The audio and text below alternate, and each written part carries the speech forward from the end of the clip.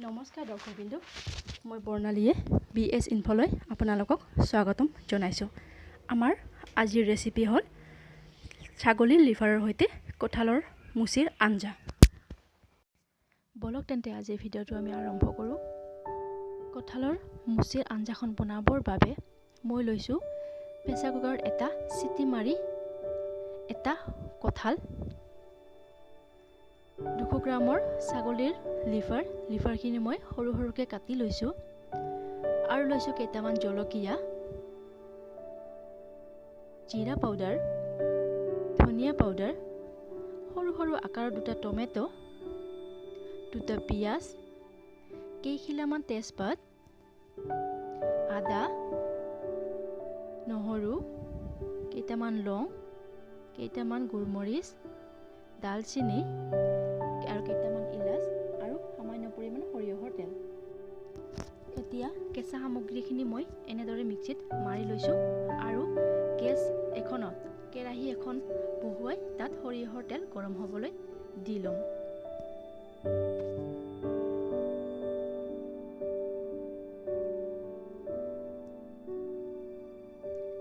তেলখিনি মোৰ গৰম হৈ গৈছে। এতিয়া মই ইয়াতে প্ৰথমতে ছাগলীৰ লিভাৰখিনি অকণমান ভাজি ল'ম। বেছিকৈ ভাজিব নালাগে, ছাগলীৰ লিভাৰখিনি সামান্য পৰিমাণৰ ভাজি ল'ম। লিভাৰখিনি মোৰ ভাজা হৈ গৈছে। এতিয়া এইখিনি মই বাতি এটাত নুমাই ল'ম আৰু সেই একেখিনি তেলতে মই আৰু অকণমান তেল দি ল'ম আমাৰ বাকী থকা কঁঠালৰ মুচিৰ আঞ্জাখন বনাবৰ বাবে।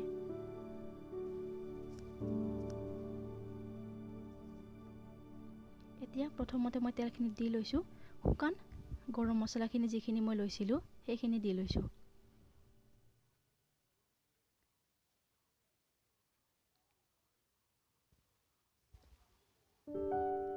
শুকান গৰম মছলাখিনি এনেদৰে অলপ টাইম ভাজি ল'ম আৰু ইয়াত মই দি ল'ম সৰু সৰুকৈ কাটি লোৱা পিঁয়াজখিনি।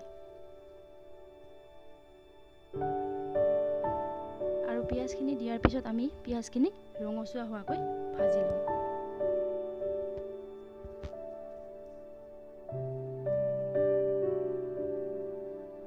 পিঁয়াজৰ কালাৰটো আমাৰ সলনি হৈ গৈছে। এতিয়া মই ইয়াত দি লৈছোঁ মিক্সিত মাৰি লোৱা কেঁচা মছলাখিনি দিয়াৰ পিছত কিন্তু আপোনালোকে মছলাখিনি ভালদৰে ভাজি ল'ব, কিয়নো মছলাখিনি যদি ভালকৈ ভজা নহয় তেতিয়াহ'লে আঞ্জাখন খাবলৈ বেয়া হৈ যাব। মছলাখিনি মোৰ ভজা হৈ গৈছে। ইয়াতে মই দি দিছোঁ 1 টিস্পুন হালধি পাউডাৰ, 1 টিস্পুন নিমখ আৰু হালধি আপোনালোকে আপোনালোকৰ টেষ্ট অনুসৰি কম বেছি কৰিব পাৰিব।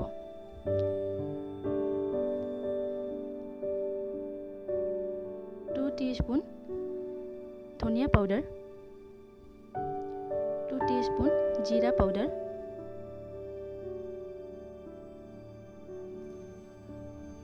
আৰু দি লৈছোঁ সামান্য পৰিমাণৰ চেনি, ৰংটো আৰু টেষ্টটো ধুনীয়া কৰিবৰ বাবে আঞ্জাখনৰ। আৰু গোটেইখিনি দিয়াৰ পিছত মই এইখিনি ধুনীয়াকৈ ভাজি ল'ম।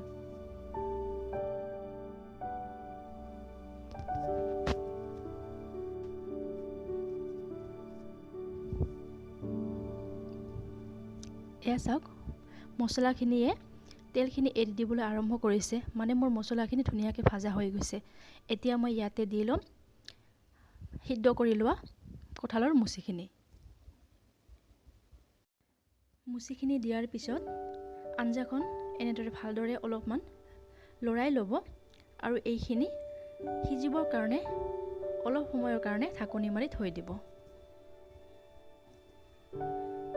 ঢাকনি মাৰোঁতে কিন্তু গেছৰ ফ্লেমটো ল'ত ৰাখিব।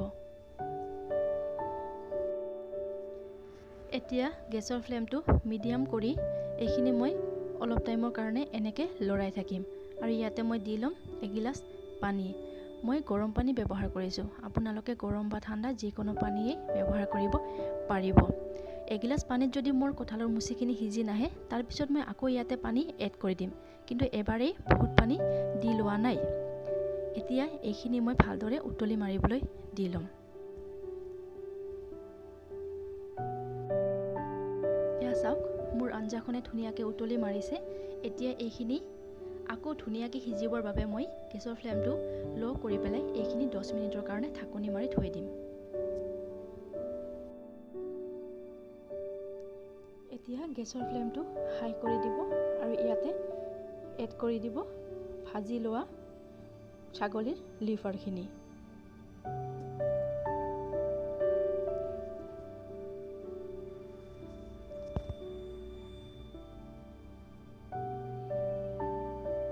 এনেকৈ লিভাৰখিনি দিয়াৰ পিছত কঁঠালৰ মুচিখিনিৰ সৈতে লিভাৰখিনি এবাৰ ভালদৰে লৰাই দিব আৰু আকৌ এইখিনি সিজিবৰ কাৰণে ঢাকনি মাৰি থৈ দিব।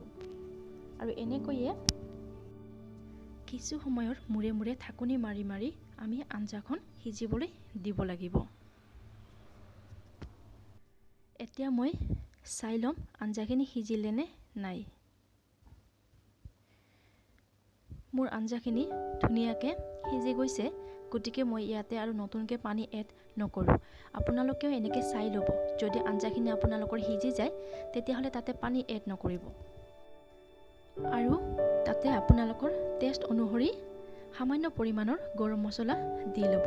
গৰম মছলাখিনি দিয়াৰ পিছত আঞ্জাখিনিৰ লগত গৰম মছলাখিনি ভালদৰে মিহলি হ'বলৈ দিব আৰু যদি মিহলি হৈ যোৱা যেন লাগিছে তেতিয়াহ'লে সেইখিনি আপুনি অফ কৰি দি ল'ব গেছটো আৰু ছাৰ্ভ কৰিবৰ বাবে এইখিনি বাউল বা বাতি এটাত নমাই ল'ব।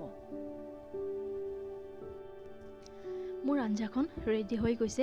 এইখিনি আপুনি ভাত, ৰুটি, পৰঠা সকলোৰ লগতে পৰিৱেশন কৰিব পাৰিব। আশা কৰিছোঁ আজিৰ ভিডিঅ'টো চাই আপোনালোকে নিশ্চয়কৈ ভাল পাইছে। আগলৈও এনেকুৱা ধুনীয়া ধুনীয়া ৰেচিপি পাই থাকিবৰ বাবে আমাৰ চেনেলটোক লাইক, শ্বেয়াৰ আৰু ছাবস্ক্ৰাইব কৰি ছাবস্ক্ৰাইবৰ কাষতে থকা বেল আইকনটো মাৰিবলৈ নাপাহৰিব। তেন্তে আজিলৈ আহিছোঁ, ধন্যবাদ।